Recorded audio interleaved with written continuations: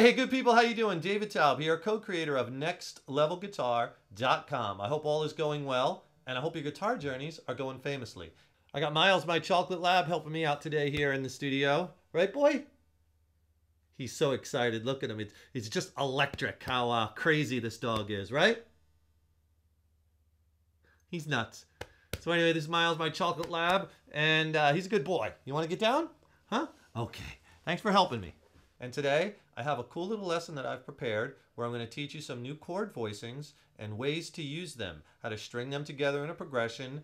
And these chords are going to be a little bit different than maybe what you've been used to, and will hopefully breathe some new life into your progressions. I'm a big believer in that it's very important to have a large chord vocabulary that you can draw and pick from. A lot of students, especially when they're first starting out, they're always playing the same batch of chords. Keep expanding and learning new chords. But let me give you a little tip. One thing that I've found is unless you're using those chords as you learn new chords, unless you're using them in songs or in progressions or in writing some materials, you're going to forget them. You know, it's all about application. You know, I've seen that so many times where students will learn 20 new chords and then they forget them. So what I try to do is show you new chords, but put them in fun progressions and try to get you kind of inspired to play musical sounding things. It all comes down to, you know, the sounds. What sounds good to your ears? And these chords sound good to my ears. So let me show you some stuff. And just as a little bonus, if you would like 5 free video lessons that are not on YouTube and a coinciding PDF ebook that I've wrote that is absolutely packed with chord charts and fretboard diagrams and really will get your playing to the next level. All for free. I'll send you all that stuff for free. Just click on that link in the text box below this video, and for free, I'm going to send you 5 free video lessons and a coinciding PDF ebook. So click on that link to check these out. So I'm going to teach today's lesson on acoustic guitar, and I'm really going to accentuate the open strings. I've picked these chords, and this is from a part of a song that I wrote on acoustic. So, you know, when you're playing acoustic, it's really nice to have lots of open strings ringing, and it really brings out the beauty of the acoustic. But these chords will sound great on electric too. So if you have an electric, by all means use that. But I'm going to use the acoustic, and we're not going to play any bar chords. So if you're not at a level where you're not up to bar chords yet, don't worry about it, because you're not going to need bar chords for this lesson. We're going to use all open type chords, right? You're probably saying, whew, no bar chords. Thank the Lord, right? The first one's going to be an E minor add 2. Picking these chords because I really enjoy them, and they're a little bit outside the box, and I want you to use this lesson as a springboard. Okay. But the E minor add 2 is really dark, and that's why I picked this, because this song I wrote was I was feeling dark, edgy, mysterious. So I kind of and this is in minor key. Minor chords usually sound a little bit darker, right, than happy major chords. E minor add 2. From there we're going to go to a C major 7.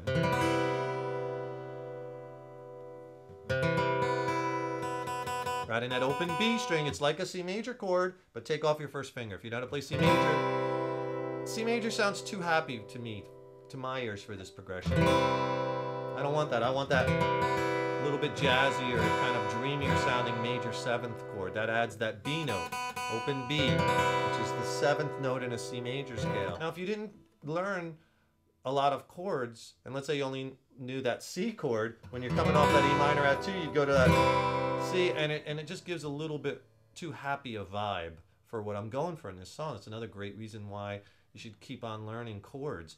They give you so many different options and choices, right? And that's why, if you know me, a lot of my lessons, I teach tons and tons of different chords, different sounds, and you can kind of gravitate to what you like the best and what sounds best to your ears. For the next chord, just finger like a C major, but slide it up a whole step. And the root now is the D note on the 5th fret. So you're playing like the voicing of a C major chord up a whole step. D sus4 add 2. Don't let these names of these chords intimidate you. You could also play that if you want to remove your first finger.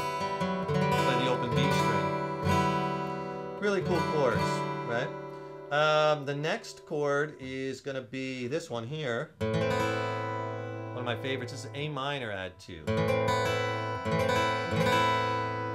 We're taking our A minor chord and we're adding the second note in A minor scale, which is a B. We're adding the open B. It's a little bit of a stretch, 2nd and 5th frets. Listen to that chord. See again, see how it's kind of this dark sound. Now we're gonna do something a little interesting. I'm gonna play an F major 7 with a sharp 11. It's kind of like an F bar chord, but remember, we're not barring any chords. You just hook that first finger over to grab this first fret on the low E string. Play the high E and the B open. So you want those open strings ringing. So F major 7 sharp 11. Great chord. Now the interesting thing about this is I'm in the key of E minor.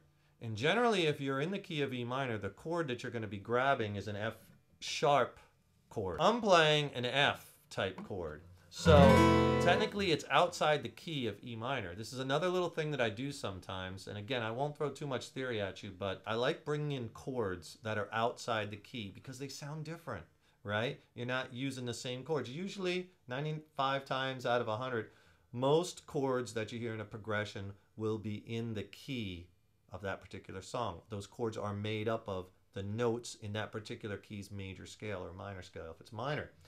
In this instance, the note would be, in the key of E, the note would be an F sharp. But I like the sound of this F chord in this progression. So it's okay to go outside, and I urge that you try grabbing, if you know a little bit about theory and you're writing your own songs, you know, don't always stick inside the key. You can always, you know, while most of the chords in a given progression or song are in a given key, they don't necessarily have to be. You can always grab something from outside and toss it in from outside the key and you get some really interesting sounding stuff. Things that are different. And again, that's what I like to try and do is teach students, you know, from a little different perspective, from the musical perspective of getting things sounding, playing things musical, hearing what you like, developing your ear, right? And trying different stuff. So you're not always playing the same thing. That's why so many students put the guitars down. F major 7 sharp 11, bring that up a whole step or 2 frets, and you have a G add 6. Again, we're not playing the bar G. See, it doesn't sound as, I want those open strings ringing. G add 6. Because in the key of G, your 6th note, if I play a G major scale, which is just do, re, mi, fa, sol, la, ti, do, right? How many times have we sung that in elementary school? The 6th note in a G major scale, 1, 2, 3, 4, 5, 6, is an E. So if I take a G chord and add this E to it, G add 6. The open B string is ringing, but B is in that chord already, it's a 3rd. So G add 6, and the last chord is a really interesting chord, is A minor 9. You can see all the chords up close, right? Really dark. I really like that chord, and I'm playing all the strings. Open A string, open high E, open B. Everything else is fretted at the 5th fret with the 2nd, 3rd, and 4th fingers. A minor 9. You're probably saying that sounds kind of close to this A minor add 2, and it does sound close. The difference is the A minor 9 has the G note in it. And that's our flat 7 in the key of A. 1, 2, 3, 4, 5, 6, 7. Play an A minor scale. So having that flat 7, as well as that 2nd in there, that B note, that open B, that'll make it an A minor 9 as opposed to our A minor add 2. They have a little different timbre. So let's get a strum pattern going. In the beginning of the video, I was doing something like this. Real easy. I was going down, down, up, down, up. Down, down, up, down, up. If you just want to get the strum down, just hold the strings. And then repeating it. Down, down, up, down, up. Down, down, up, down, up, down, down, up, down, up, down, down, up, down, up, down, down, up, down, up. Right? A little something different. that E minor, add 2, down, down, up, down, up, down, down, up, down, up. Now if you notice, again, I'm adding a little bit of interest by the first down. I'm only hitting the root of the chord, the lowest note. In this instance, the low E string. So here I can create a little bit of, instead of doing 2 downstrokes, I do down on the low E, and then a down, down, down, up, down, up, down, down, up, down. And you can do that on all the chords when you go to the C major 7. Notice I'm picking just the low note, the root note in this instance, 3rd fret on the A string, the C note, down, down, up, down, up, down, down, up, down. And you could use that pattern throughout all the chords. It'll sound like this.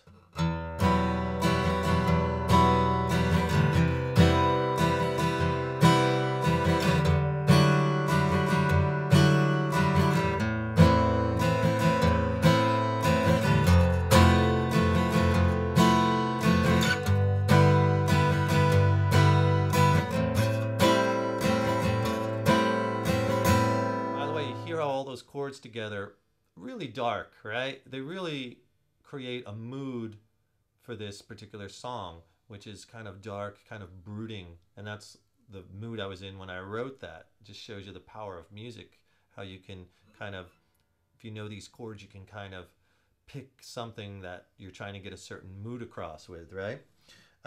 Let's do another pattern just so you have something else to try. How about something a little bit more 16th note feely, like a down, up, down, up, down, down, up, up, up, down. Down, up, down, up, down. Get that first. Break up the pattern. Down, up, down, up, down, down. Followed by another downstroke. Down, up, down, up, down, down. Up, up, up, down. That last part, up, up, up, down. Up, up, up, down. So it's like 3 upstrokes in a row. All together. Down, up, down, up, down, down, up, up, up, down. So important, if you're trying to figure out strum patterns, break them up into those sections like I just did, into 3 parts, instead of trying to take this whole long series at once. Really will be easier that way for you. Down, up, down, up, down, down, up, up, up, down. Down, up, down, up, down, down, up, up, up, down. Play along. No chord, just hold the strings. Down, up, down, up, down, down, up, up, up, down. Down, up, down, up, down, down, up, up, up, down. Now if we try it with the chords, I'll just do a few of the chords just to get the hang of how the rhythm sounds. So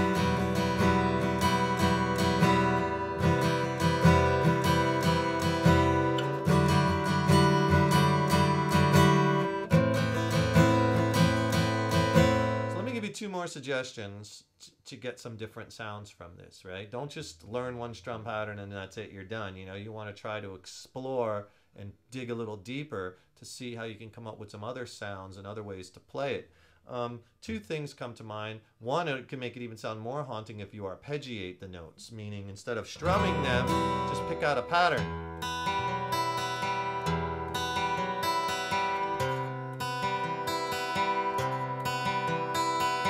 Hear how I'm just taking the notes and playing them one at a time. I'm still fingering the same chords. And another thing you can do too is, like I was kind of doing in the intro too, is where you're picking the strings, move around, move it closer to the bridge. The strings are a little tighter here, so you're going to get a more kind of treblier, tighter sound. But when you do that, when you arpeggiate,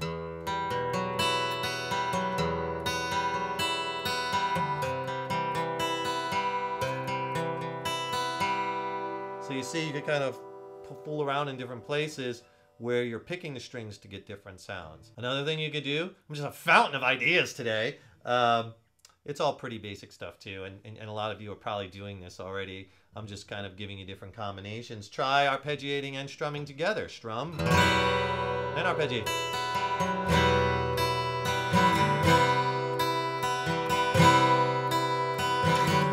I like that.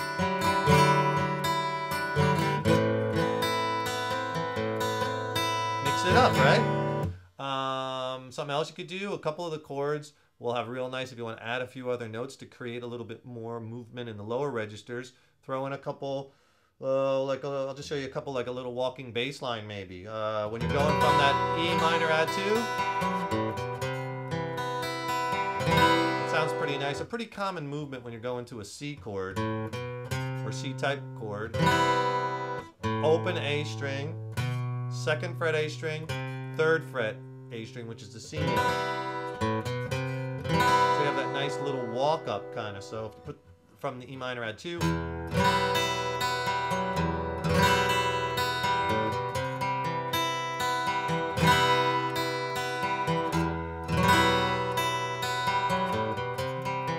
see how I threw that in there? Another one that sounds really good is when you go to that F chord, that F major 7 sharp 11. Play the open E string first. So as you're coming off this A minor add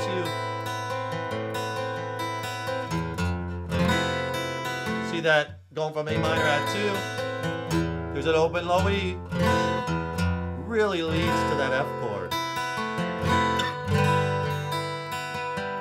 And then that in the intro, what I was doing when I got to that A minor 9, I was kind of holding it. What I was doing there was, you could kind of do whatever you want. It's so limitless. But there, I kind of wanted to stay on that chord to build some tension. And maybe I wouldn't do that every time in the song. Maybe I would do that like the verse, if this is the verse of the song, right before the chorus. So you see, you have so many different possibilities. Sometimes students will just take a progression and just practice it one time through, when really they're just scratching the surface of the possibilities that they can do with it, right? So with that one, I was arpeggiating it and playing it really far back to get the trebly sound.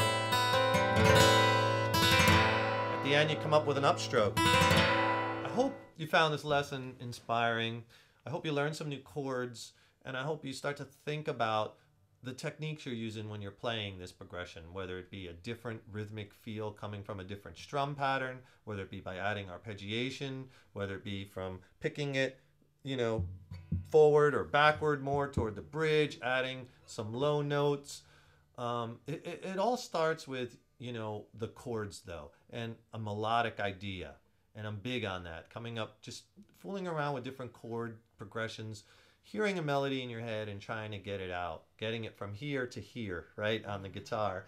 And in order to do that, what really helps my students is learning a big batch of chords and then playing around with those intervals. By the way, I always get asked, the guitar I'm using in this lesson is my Taylor GS5.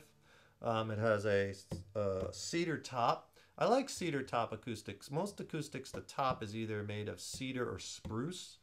I like cedar. To my ears, it sounds a little warmer. It's a little mellower. The spruce projects more, definitely, because it's a little bit harder. They're both hardwoods, but I think the cedar's a little softer. So if you like these sounds, check them out. This is the cedar top and the Tropical American mahogany back and sides. I really love Taylor guitars. They just have the sound that I really like. They have kind of their own voice. And this is the GS model is a pretty big guitar. I'm a pretty big guy. This is probably too big for a lot. It's almost a jumbo size. It's this real big bowl. But I can get my arm around it. A lot of my students who try this guitar, they're like, oh my God, I can't even, doesn't fit me well. You know, another important thing is to make sure your guitar fits you well. It feels comfortable against your body. You can get your arm around it. You want to have the right sized guitar. I like this guitar mainly because of its tone, how it sounds. That's most important to me, is how does it sound. Again, it goes back to that darn sounds, right? The tone is more important. If it had, you know, different inlays or different bindings, you know, to me that's, you know, the icing on the cake, right? What I'm really interested in is the tone. And in fact, when I bought this guitar, I played every guitar on the rack that day, every acoustic, and to my ears, this one had the sounds I was looking for. So as far as my advice on guitars is play as many as you can get your hands on, see which sounds best to your ears and feels best in your hands and is comfortable against your body, right? Again, hope you found that inspiring. I am David Taub, co-creator of nextlevelguitar.com. Don't forget, click on that link in the text box below this video. I'll send you 5 free lessons and a big ebook for free. And go to the website, nextlevelguitar.com. I got over 1,000 lessons on there. Acoustic, electric, beginners, intermediates, advanced, all genres of music. Take care. Keep on rocking. We'll see you in the next lesson. Rock on.